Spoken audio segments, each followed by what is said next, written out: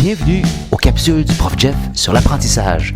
Aujourd'hui, je réponds à la question suivante en 2 minutes. Qu'est-ce que l'apprentissage? L'apprentissage est une modification de nos connaissances, compétences ou comportements qui se produit à la suite d'une expérience. Analysons les 3 éléments de cette définition classique. Premièrement, cette modification peut être divisée en 3 parties. D'abord, on entre en contact avec son environnement. Ensuite, on adapte ses réponses vis-à-vis celui-ci. Enfin, on enregistre son expérience.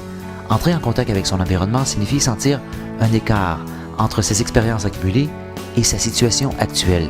Pour qu'il y ait apprentissage, un tel écart doit exister. Adapter ses réponses signifie intégrer la nouvelle information à son apprentissage passé.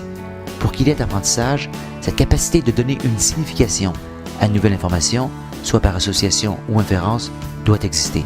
Enregistrer l'expérience signifie répéter la nouvelle connexion autant de fois nécessaire pour qu'on puisse l'utiliser de nouveau à l'avenir. Pour qu'il y ait apprentissage, cette capacité d'utiliser cette nouvelle connexion plus d'une fois doit exister. Donc, l'apprentissage peut se résumer à créer et consolider des connexions.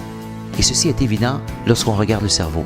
Au cours d'une vie, l'apprentissage crée entre 100 et 1000 billions de connexions intercellulaires. On peut donc dire que l'apprentissage se produit presque constamment. Voyons maintenant la deuxième partie de notre définition. Le célèbre pédagogue Benjamin Bloom décrit 3 domaines d'apprentissage, c'est-à-dire le domaine cognitif, affectif et psychomoteur. Autrement dit, on peut changer ce qu'on sait, ce qu'on fait et ce qu'on ressent. En dernier lieu, regardons rapidement le 3e élément de notre définition.